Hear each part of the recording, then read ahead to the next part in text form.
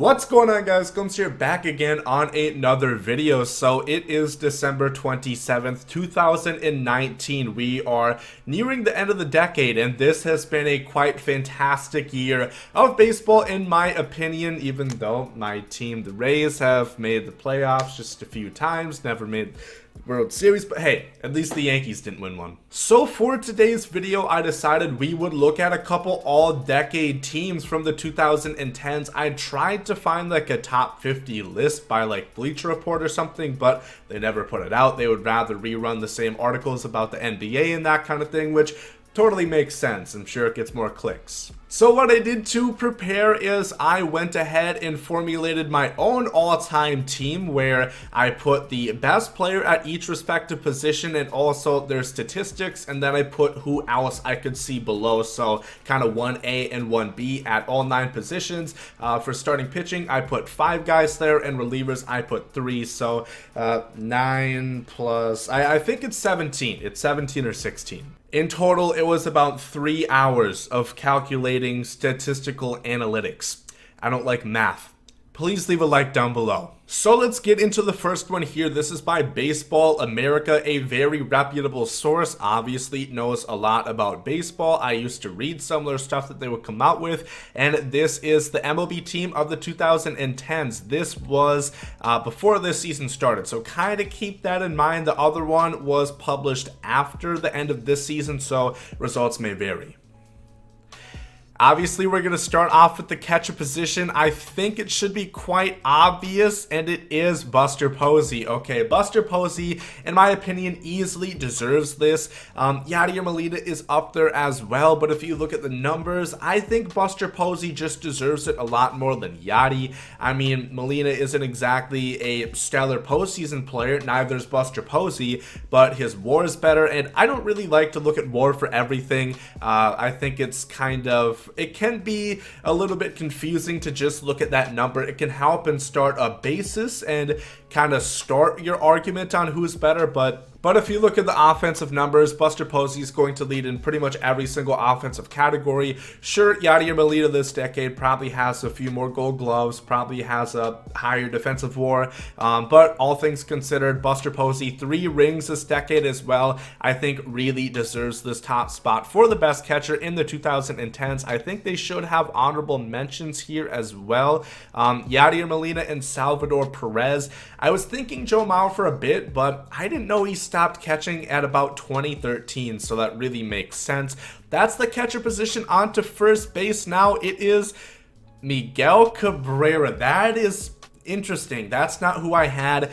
I really debated. It was between 3 guys for me, and that is between Joey Votto, Miguel Cabrera, and Paul Goldschmidt. At the end, I decided Joey Votto, in my opinion, is going to be above Miggy just because, and they're both kind of similar cases. They've both kind of fizzled out, except Joey Votto, I believe, still led the NL in on-base percentage, still walks at a really high rate. Well, Miguel Cabrera did not have a really good year at all in 2019. He had a better prime towards the start of the decade. It's really tough to say. I'm not mad at that pick. I'm glad it's not like Pujols or something dumb like that, obviously. Let's just check the honorable mentions that they did have listed.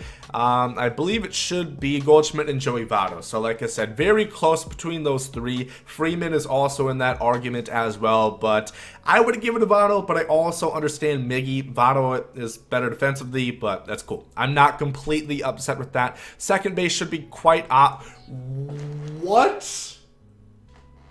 Robinson Cano above Jose Altuve, really? That is it's quite interesting. I don't exactly agree because Altuve's been so goddamn good in the 2010s. Dustin Pedroia is listed above Jose Altuve. I'm not really liking this list now. That's a little crazy. Pedroia hasn't had a full season in years. Comparing the two right here, I'm going to give you their statistics. Jose Altuve batted .315, .364 on base percentage, and a slug of .463, 128 home runs, .538 RBI, 38.5 WAR, 1.7 defensive WAR in 9 years. Cano batted .300, .359 on base, .496 slug, so a bit better slug, 237 home runs, okay, 878 RBIs, 54.2 WAR, and an 8 defensive WAR. I think the big thing here is that Altuve at the beginning of his career hit for like no power, but especially if you consider like Jose Altuve, if Altuve is not on that team in 2017 and, you know, Correa, Bregman, Verlander, the center field camera in Minute Maid Park, they don't win that World Series. They don't even make the World Series. I don't know. Let me know down below in the comments what you think. I would have put Altuve. Okay, that was definitely interesting. Moving on to third base, it's going to be Adrian Beltre. That's also not who I picked. I picked Nolan Arenado. Now, the thing with Nolan Arenado, and this is going to be kind of an interesting thing because Beltre played a full decade. Arenado played, I believe, 7 years. I think he debuted in 2013. If you look at his numbers, and sure, you can say course effect all you want. I don't care. He plays the games that are given to him, and his numbers are insane. I'm going to give you the statistical breakdown of this one as well, because I just don't agree. Beltre, he's my second. He was my backup. Let's just look. I swear to God, if he's not an honorable mention. You have Longoria and, here we go. Arenado in the 2010s batted .295, .379 on base, .583 slug, 227 home runs, 734 RBI, 38.7 WAR, 14.4 defensive WAR in 7 years. Beltre, great as well. 307 batting average, 354 on base, 514 slug, incredibly lower than Arenado. Same amount of home runs, 227, 801 RBI, 51 WAR, 11.8 defensive WAR in 9 years. I still think it has to be Arenado, and I think the only reason it is for Beltre is because he played a couple more years, but you can't deny the fact. Give Arenado 2 more years. I just don't agree. If you look at the sample size, Arenado is clearly better within this decade. Back to shortstop. Come on. Troy Tulowitzki, also not who I had. Tulowitzki is interesting because he basically was irrelevant from about 2016 on. You know, he had a so-so year at the Blue Jays and was hurt ever since. Did you know he played for the Yankees? Some people might not know that this year. I don't agree. I had Andrelton Simmons right here, and he is listed with Lindor and Simmons. Okay, Simmons was my number 1, and Lindor was my number 2. The reason why Andrelton Simmons is there, and Lindor, he played 5 years. He beats him in every offensive category for the most part, within half the time Simmons played. I think he has 8 years or 9 years. And of course, Simmons, I think his defensive WAR is like 27. Lindor's is at about 10. I would have put Simmons because he played more of a full decade than both of those two players, Tulo and Lindor, and I just think it has to be Simmons. He has a higher WAR as well, never made an all-star game, OPS at lower than 700, but if you look at defensive metrics, it's got to be Andrelton Simmons, and I can see an argument for Lindor playing 5 years being really, really good as well, but I just don't think it could be too low. It's one thing to not be great like Miggy or Votto in a year or a couple years. Tulo didn't even play for like 2-3 years, or he barely played just a fragment of a season. This list is not great. Moving on to left field, I really need one. Ryan Braun, thank you. That's also who I have at left field. Controversial, he got caught for using PEDs, so maybe you don't count it. Honorable mentions, here is going to be Justin Upton and Yelich. I really debated between Braun and Yelich because the numbers actually kind of go in Yelich's favor for all, you know, like all his slash lines, batting average, on base, and slug. They're kind of to the favor of Yelich except for the slug because, you know, in Miami towards the beginning of his career, he didn't really hit for a whole lot of power, but that I agree with that. I would give it to Braun as well. I'm not mad at it. Yelich should definitely be second above Upton. I looked at Upton, did all the stats for him, and no, it's Yelich. It should be either 1A, 1B, Braun, and Yelich. Upton should not be ahead of Christian Yelich, ever. On to center field, this is obvious, Mike Trout. Like, I didn't even have to do any discussion, internal debate with myself. That is the most obvious one you could have here. Backup, I'd easily put in McCutchen and Curtis Granderson. I don't know if Granderson should be there, but McCutchen is easily the number 2. I'm not really even going to talk about that because that's obvious. Right field, Stanton. Also who I have, it was between him and Mookie Betts. I give it to Stanton. Played a little bit more than him. Numbers are very similar. Other than like the on-base percentage, Stanton's the only guy, I believe, him and Nelson Cruz are the only ones who have hit more than 300 home runs within the 2010. So I'm not mad at that. Both MVPs, him and Mookie Betts. There we go. We ended on a pretty high note. I don't know what else they have here. Okay, they have a DH. They're going to pick David Ortiz. I didn't do a designated hitter. But out of those 3, I would agree with that. Ortiz, he even had a phenomenal last season in 2016 when he retired, so I'm not mad at that. JD Martinez, of course, was really good towards the end of the decade, but didn't do a whole lot at the beginning. So here we go on to the pitchers. These should be pretty obvious for the first couple. Clayton Kershaw, of course. Max Scherzer, of course. I put these in kind of an order. It doesn't really matter. Verlander, of course. Chris Sale, of course. And, okay, they only picked 4. Bumgarner's not an honorable mention. I think he has to be based on postseason performance alone. I mean, Price above, no, I don't agree with that, but they have the 4 that I would definitely pick. Reliever, Craig Kimbrel, he was my number 1, and they have just 2, and they're both honorable mentions. I said I had 3 relievers. I did Kimbrel, Jansen, and Chapman. So, couple questionable ones. I would have put Altuve, I would have put Arenado, I would have put Andrelton Simmons. But otherwise, I think it's a pretty good list. Not a whole lot of complaints other than those 3. Let's move on to our next one. This one's coming from a website called Yardbarker. I'm not a whole lot sure about them. I don't know how big this website is, but they have a list. Let's go ahead and check it out quickly. Catcher, Buster Posey. Once again, I obviously agree with this one. I already told you why I agree with it.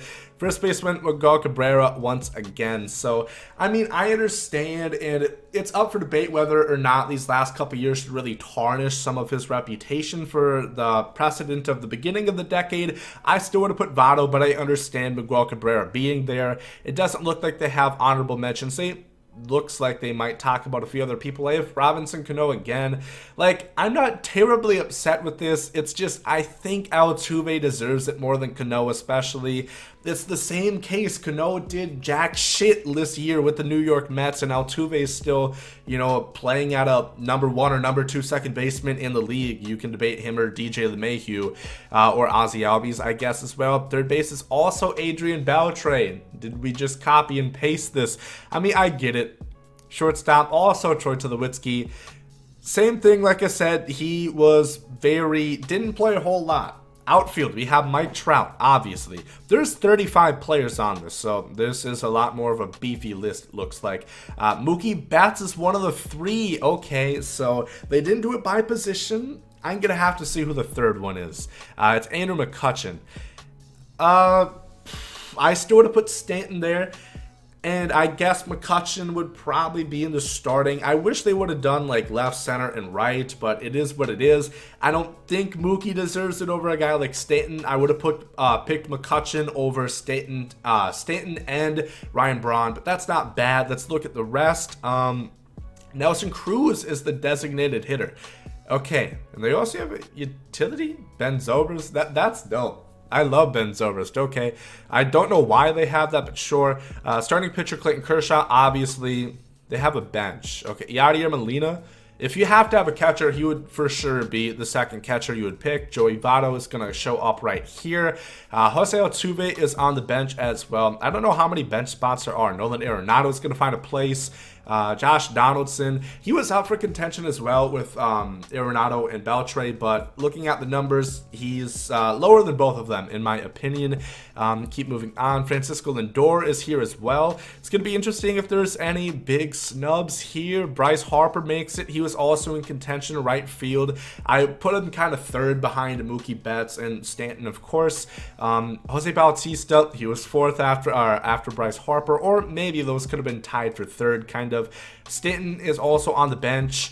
Let's move on to the rest of the pitchers. These are all guys that we were pretty sure we were going to see here anyway, so I'm not going to spend a whole lot of time on them. Max Scherzer, Justin Verlander, Zack Greinke. Him and Bumgarner are debatable. That's the only starting pitcher discrepancy I will allow. It's not David Price. It's not Corey Kluber. It's not Felix Hernandez. It's not any of those. It's Greinke or Bumgarner. I pick Madison Bumgarner based on what he's done in the postseason. Big part in that Giants even year run in the early part of the 2010s. Chris Sale, once again, right here. Madison Bumgarner is going to show up eventually. John Lester, yeah, I agree. Corey Kluber, they got a lot of pitchers. Jacob deGrom, of course, another case where he was so good when he has been playing, but started in 2014. Andrew Miller, I'm not too sure how many. It looks like they might have 6 bullpen guys. I agree with that. Of course, really good couple of years. David Robertson, Wade Davis had one of the greatest stretches you're going to see from a reliever. He was lights out when he was with the Royals.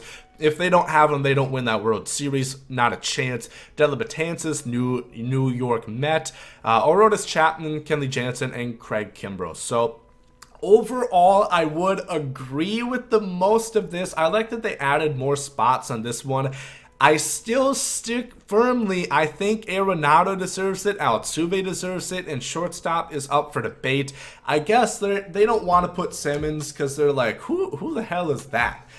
Tulo was great in the first couple years, but as soon as he got traded to the Blue Jays, he really kind of fell off and then started getting hurt all the time. So it was an interesting spot nonetheless. Hopefully you guys did enjoy this video. Let me know any problems you guys had with it. Did you have the same ones? Would you put somebody in a different spot? Let me know down below in the comment section. If you guys enjoyed this one and want to see more like it, make sure to leave a like down below.